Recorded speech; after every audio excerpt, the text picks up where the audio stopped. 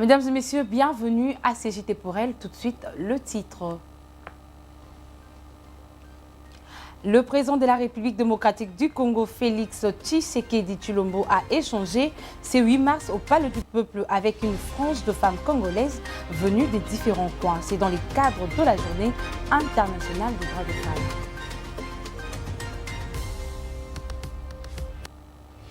C'est une tradition à Kinshasa. Chaque 8 mars, le Congolais porte très souvent de panne sans catégorie d'âge. Mais un constat a été fait. Cette tradition semble avoir perdu de l'engouement. Le pan se vend moins en cette période par rapport aux années précédentes.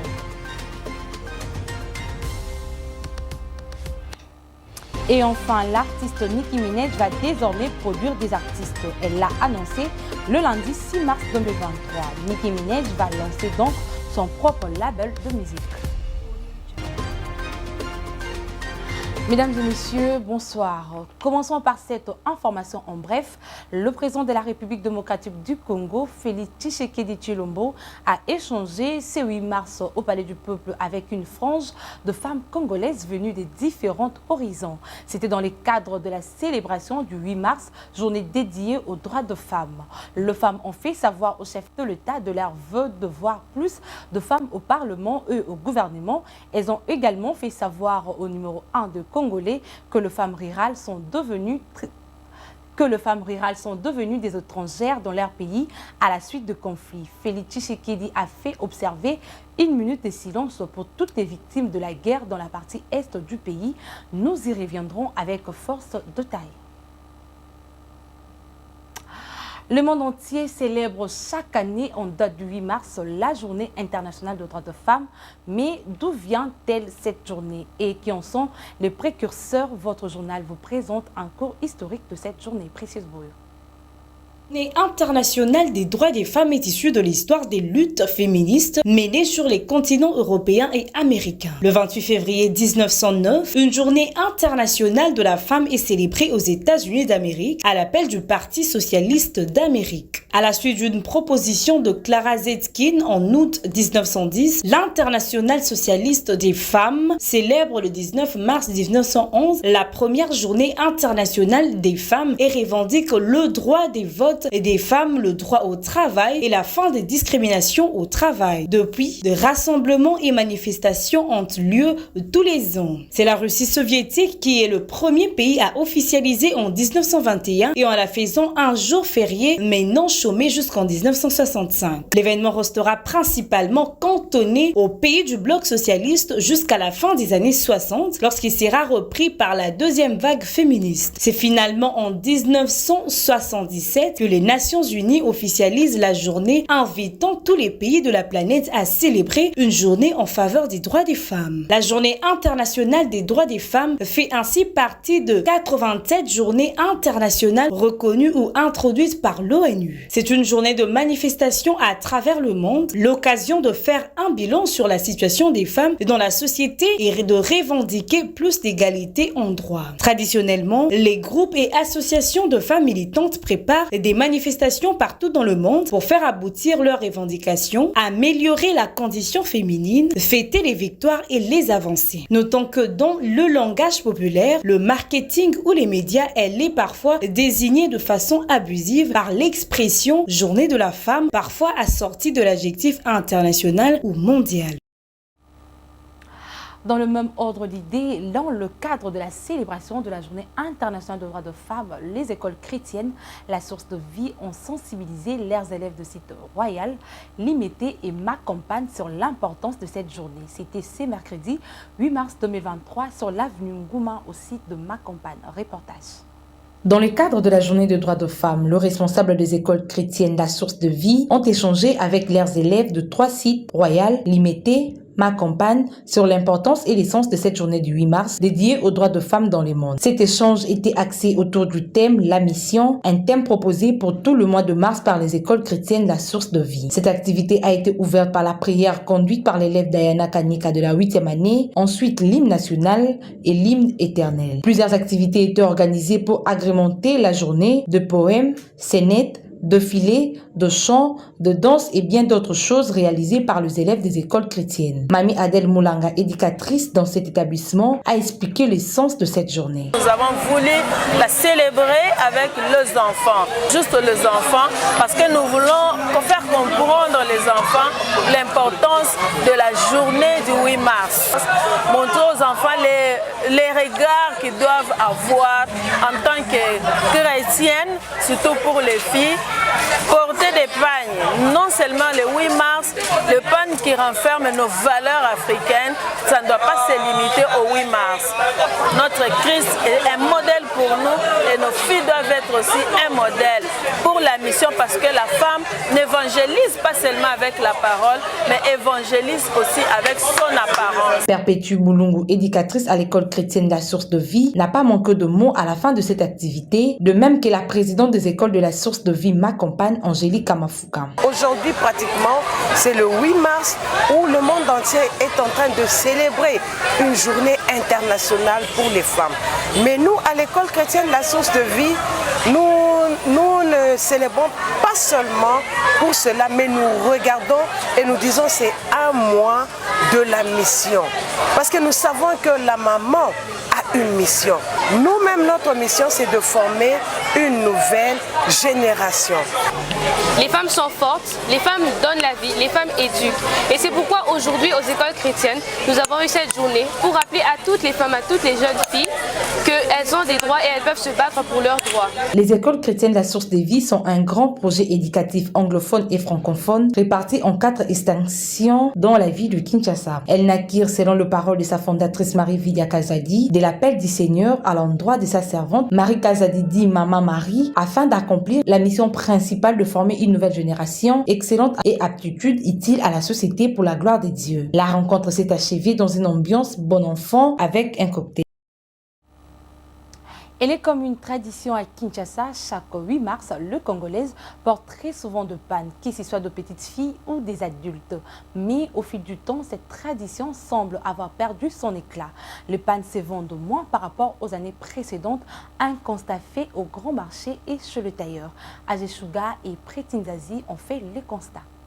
Le 8 mars, la planète célèbre la journée internationale des droits de femmes. À Kinshasa, depuis plusieurs années, les Congolaises de tous âges ont pris l'habitude de porter en ce jour spécial pour les femmes des pagnes de tout motif. Mais plus le temps passe, il a été constaté que cette tradition n'a plus la cote à Kinshasa. Les pagnes ne se portent plus comme auparavant, ce aux grandes dames des vendeuses et tailleurs.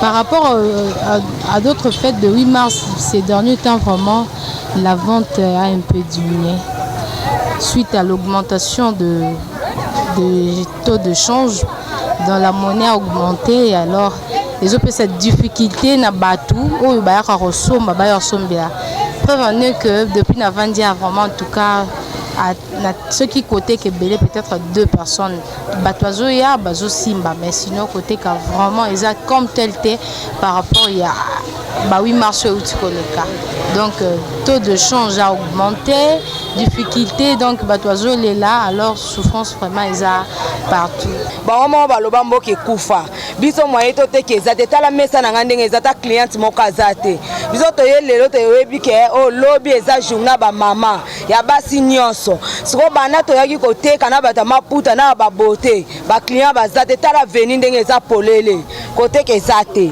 siko bino mo bo lobambo ke kufa na circulation bongo ezate. Ces vendeuses et tailleurs imputent la faute à la baisse du pouvoir d'achat par les Congolais, une baisse due notamment à la dépréciation du franc congolais face au dollar. Notez néanmoins que la journée du 8 mars n'est pas la journée de port de panne, mais plutôt de revendication des droits des femmes.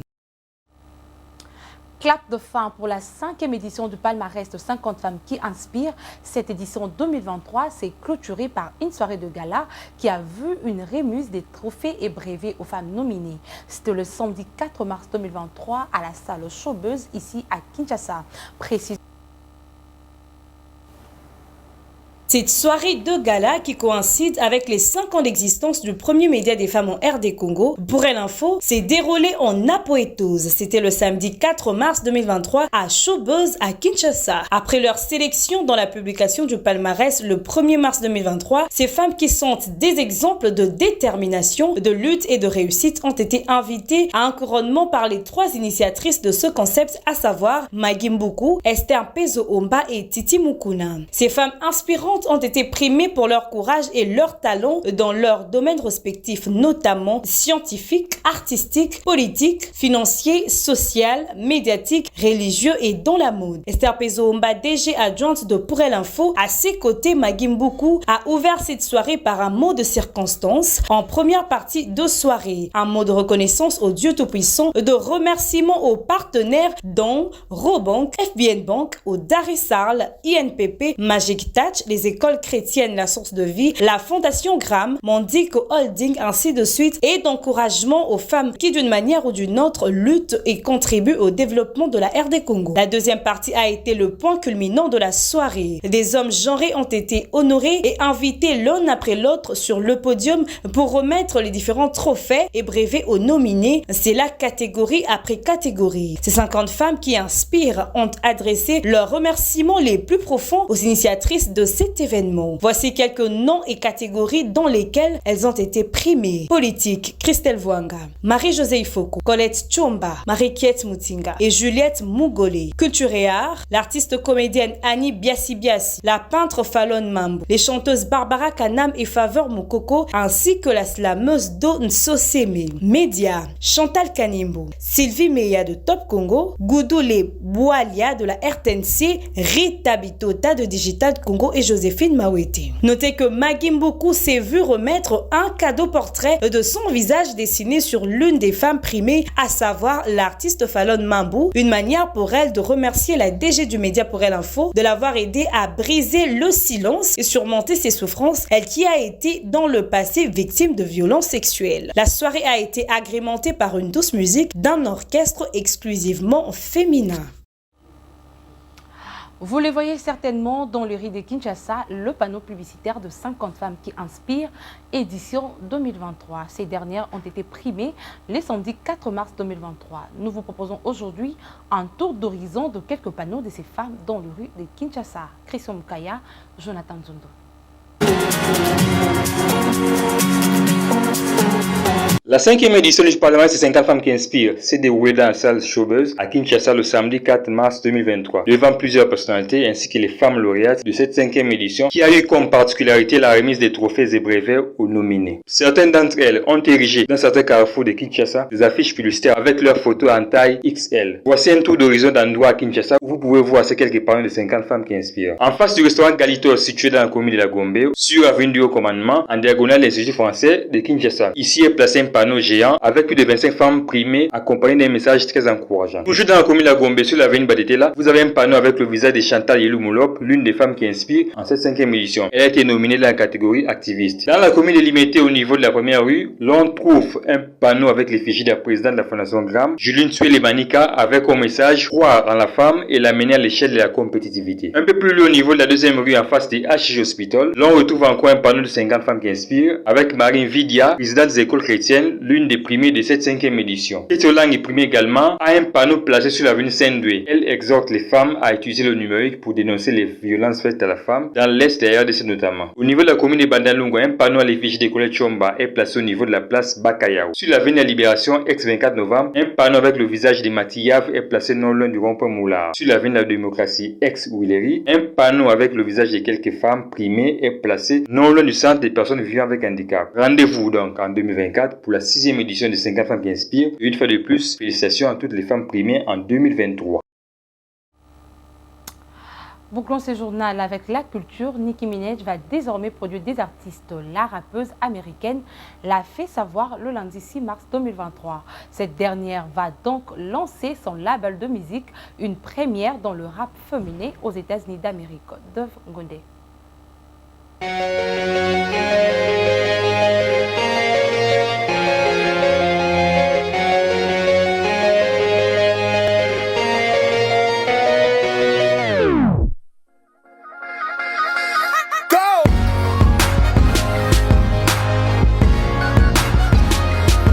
La rappeuse Nicki Minaj a annoncé le lundi 6 mars 2023 le lancement imminent de son propre label de musique, fait savoir le média congolais de culture urbaine Beauté.cd. Cette initiative inédite fait d'elle la première artiste féminine de rap à s'élancer dans cette aventure entrepreneuriale. Lors du dernier épisode de son podcast Queen Radio, Nicki Minaj a révélé qu'elle allait bientôt lancer son label sans en dévoiler le nom pour l'instant. Elle a fait savoir que 4 artistes devraient faire partie de ces labels. Les rappeurs Nana Fofi, Tat Kobank et Rico Dana, ainsi que la chanteuse London Hill. Quand je suis derrière un artiste, vous savez tous comment je me démène. Imaginez ce que je vais faire pour ceux qui sont signés sur mon label, a-t-elle dit.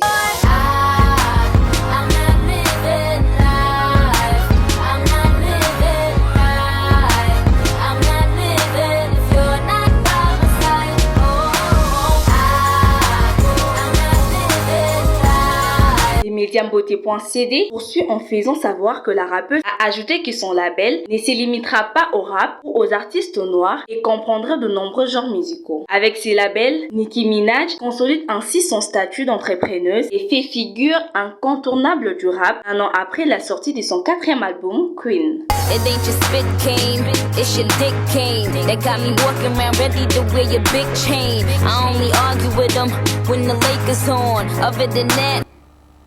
Fin de ce journal, rappelons le titre. Le président de la République démocratique du Congo, Félix Tshisekedi Tshilombo, a échangé ce 8 mars au Palais du Peuple avec une frange de femmes congolaises venues des différents coins. C'est dans le cadre de la Journée internationale des droits des femmes.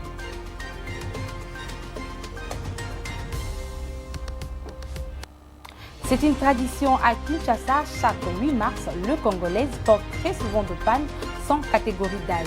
Mais un constat a été fait, cette tradition semble avoir perdu de l'engouement. Le pan se vend de moins en cette période par rapport aux années précédentes.